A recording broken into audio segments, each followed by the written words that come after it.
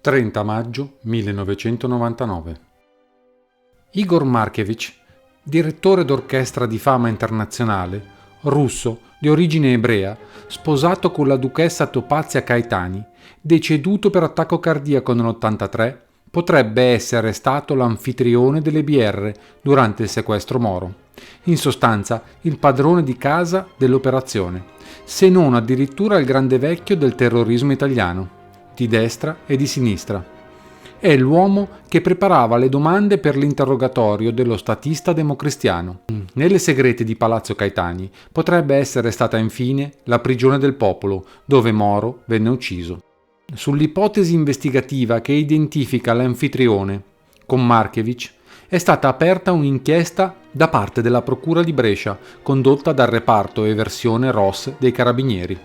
La pista è stata indirettamente confermata ieri dal presidente della Commissione parlamentare d'inchiesta sulle stragi, Giovanni Pellegrino, che ha invitato chi sa a parlare e ha indicato i principali protagonisti che potrebbero fare luce, in particolare Mario Moretti, Flaminio Piccoli, l'ex segretario della DC che in audizione davanti alla Commissione ha fatto un preciso riferimento dell'anfitrione, e il giornalista dell'Espresso Mario Scialoia, che già nel 78 scrisse dei resoconti dettagliatissimi sui documenti di Moro trovati in via Montenevoso a Milano, mentre il memoriale che parlava della Gladio fu scoperto invece solo nel 91.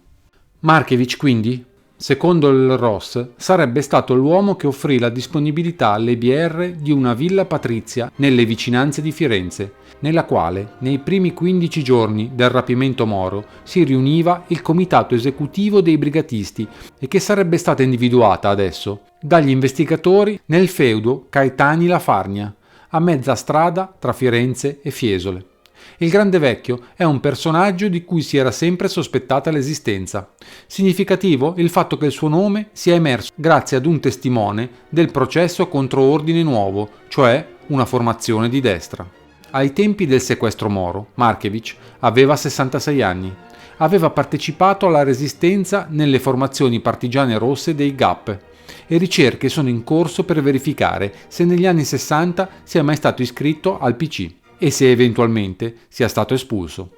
Qualcuno ha ipotizzato anche che sia stato un simpatizzante di Soccorso Rosso, e il premio Nobel Dario Fo, interpellato, ha detto di non aver mai frequentato Markevich, anche se non ha escluso di aver forse assistito a dei concerti a Firenze. I risultati della prima fase dell'indagine, trasmessi per competenza alla magistratura romana, sembrano portare, come detto, a conclusioni ancora più clamorose, che imporranno, se verificate, di riscrivere completamente la storia del caso Moro dopo 5 processi e a oltre 20 anni dall'assassinio. Tutto fa ritenere infatti che la prigione del popolo in cui lo statista DC venne ucciso con una mitraglietta Scorpion sarebbe stata nel Palazzo Patrizio dei Duchi Caetani a Roma, palazzo che ha l'entrata principale in via delle Botteghe Oscure, in pieno centro della capitale, a pochi passi dalla sede nazionale del PC di allora e appena poco più distante dalla sede nazionale dell'ex DC, in Piazza del Gesù, ma che si estende sul lato destro proprio su via Caetani, dove il cadavere di Moro venne rinvenuto nella famosa Renault 4 rossa. Il passo carraio principale del palazzo, su quella strada, cui si accede dal cortile interno del confinante Palazzo Mattei, si affaccia ancora oggi esattamente davanti alla lapide che ricorda il ritrovamento di Moro. I due palazzi, che un tempo costituivano un unico complesso, sono entrambi caratterizzati dal simbolo di 2 leoni di pietra su un basso rilievo, mentre azzannano 2 cavalli. L'edificio inoltre si affaccia sul circolo del Balbo, dove in antichità si svolgevano combattimenti di gladiatori. Paradossalmente, il nome di Markevich non è affatto nuovo negli atti parlamentari. Tra le carte della Commissione Moro c'è infatti un rapporto inviato dal Sismi nel 1980 in cui si scrive: il 14 ottobre 78 fonte del servizio segnalava che un certo Igor della famiglia dei Duchi Caetani avrebbe avuto un ruolo di primo piano nell'organizzazione delle BR, che in particolare avrebbe condotto tutti gli interrogatori di Moro, della cui esecuzione sarebbero stati autori materiali certi Anna e Franco.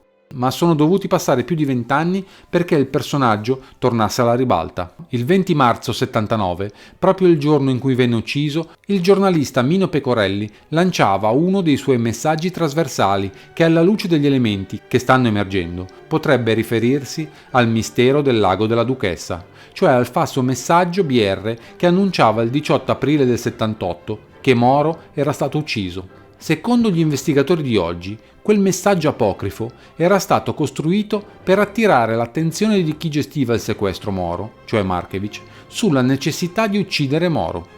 Parlando della prigione del popolo, Pecorelli indicò invece un palazzo con il Fregio dei Leoni, un passo carraio nel centro di Roma, vicino ad un luogo in cui si era sparso molto sangue, ma il sangue di oggi potrebbe essere il sangue di ieri, e una duchessa che, affacciandosi al balcone, poteva vedere il cadavere di Moro. Come Markevich, anche la duchessa Topazia è morta, ma qualche anno più tardi, nel 91.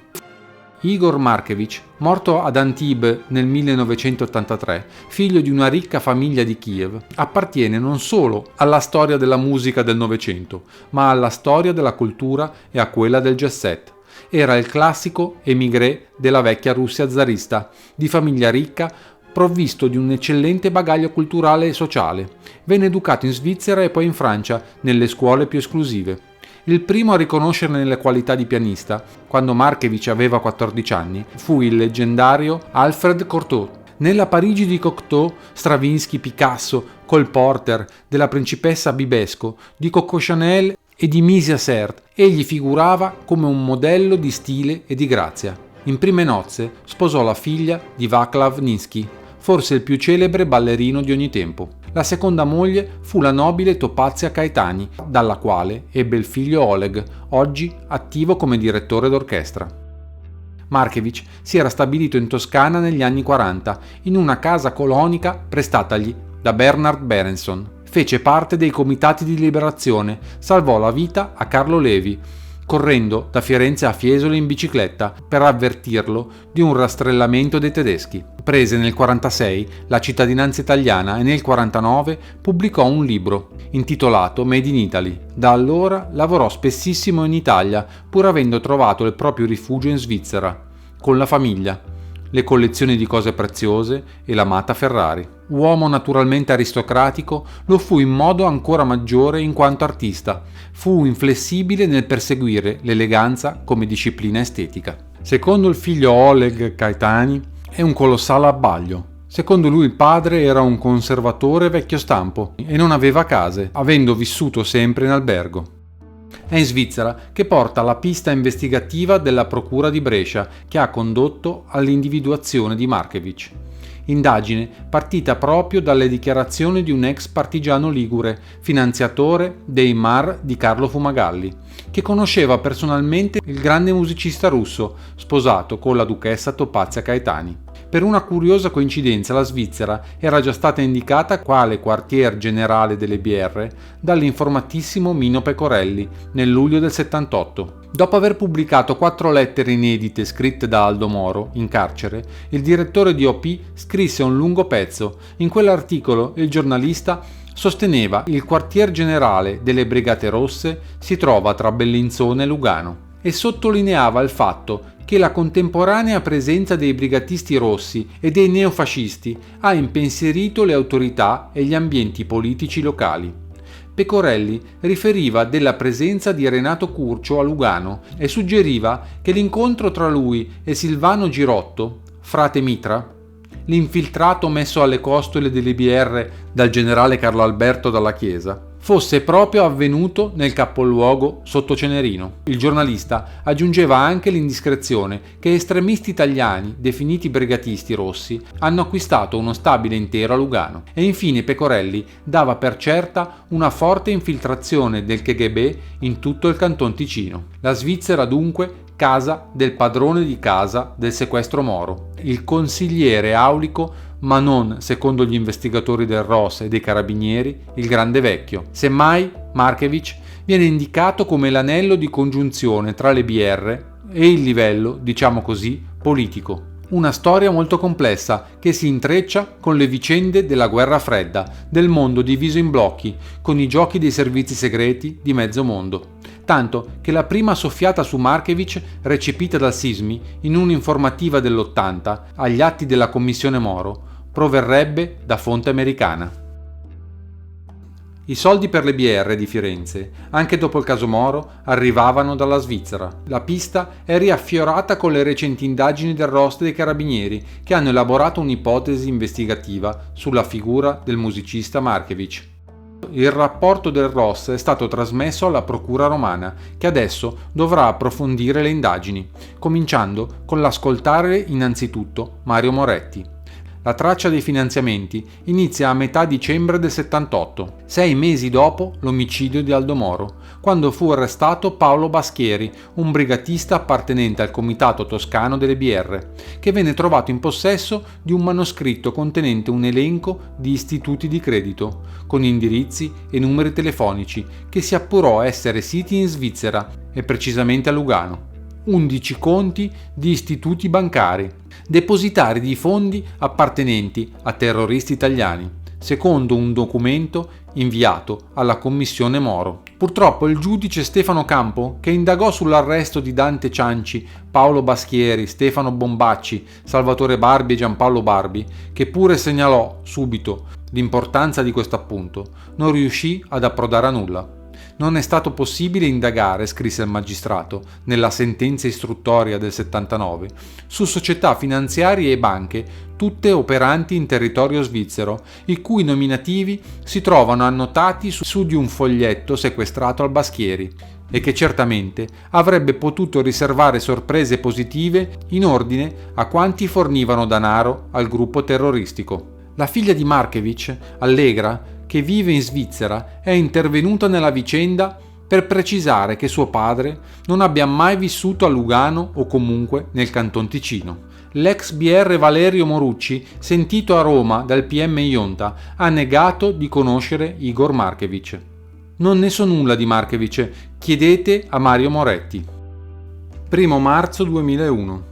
L'ex direttore del servizio segreto militare, ammiraglio Fulvio Martini, rivela un episodio assolutamente inedito di quei terribili 55 giorni e fornisce per la prima volta una testimonianza diretta di un possibile legame tra Gladio e il caso Moro. Durante il sequestro dello statista Martini, incaricato dal governo di stabilire se Moro era a conoscenza di segreti vitali per la sicurezza dello Stato, si accorse che nella cassaforte del ministro della difesa non c'era un documento riguardante Gladio. È possibile che quelle carte uscite dalla cassaforte di Palazzo Bracchini siano finite nelle mani delle Brigate Rosse come possibile merce di scambio con lo statista prigioniero? Sono quelle carte l'altro ostaggio ipotizzato dal presidente della commissione Giovanni Pellegrino, che apparati dello Stato cercarono di recuperare mentre era in corso la trattativa per la salvezza del presidente della DC? Spiega l'ammiraglio: in pratica ero il numero 2 del Sismi, diretto dal generale Santovito, ed ero anche caporeparto operativo per l'estero. Era l'aprile del 78, durante il sequestro di Aldo Moro, ero stato incaricato dal governo di fare un'inchiesta per cercare di capire se Moro, sotto interrogatorio da parte delle Brigate Rosse, potesse essere in grado di svelare segreti di Stato relativi alla politica estera o alla sicurezza militare. Ebbi un'assicurazione scritta dalla Farnesina e dal ministro della difesa che Moro non era a conoscenza di grandi segreti e quindi, anche se avesse parlato, non avrebbe potuto portare gravi danni. Nel corso di questa inchiesta mi dissero che Moro non era mai stato indottrinato sull'esistenza di Stay Behind, cioè che non era stato mai informato ufficialmente della presenza in Italia della struttura segreta della NATO. Quando nell'autunno 90 furono ritrovate le carte del covo di via Montenevoso, il PM di Roma Franco Ionta mi fece vedere una delle carte di Moro trovate a Milano, in cui accennava ad un'organizzazione segreta della NATO, che avrebbe potuto essere identificata con Stay Behind, e mi chiese se secondo me Moro si riferiva a Gladio. Risposi che probabilmente poteva essere così, perché forse ne era stato informato da qualcuno del suo partito. Quando feci l'indagine nel 78, riscontrai che il documento di passaggio delle consegne tra il ministro della difesa Attilio Ruffini ed il suo predecessore, il ministro Lattanzio, in relazione all'organizzazione di Gladio, non era nella sua cassaforte. In una riunione al Viminale, presente il ministro dell'interno Francesco Cossiga e altri 6-7 testimoni, riferì quello che risultava sulle conoscenze di Moro e consegnai le dichiarazioni del segretario generale della Farnesina Malfatti e del capo di Stato Maggiore della Difesa Viglione.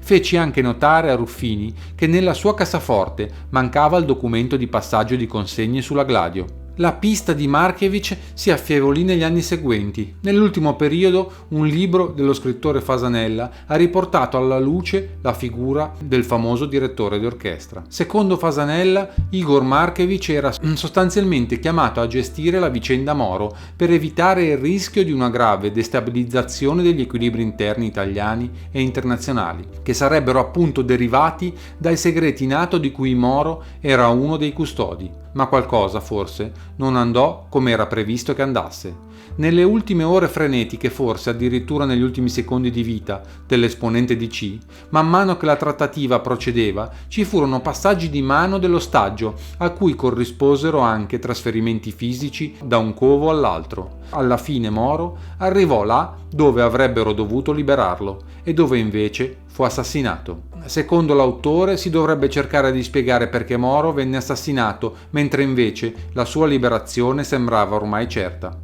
Quanto a Markiewicz, chi gli chiese di intervenire e perché venne chiesto proprio a lui? Aveva legami con ambienti diplomatici dell'intelligence ed intellettuali che per varie ragioni avevano avuto a che fare con il terrorismo? La figura chiave, secondo Fasanella, per rispondere a queste domande è l'ex brigatista fiorentino Giovanni Senzani.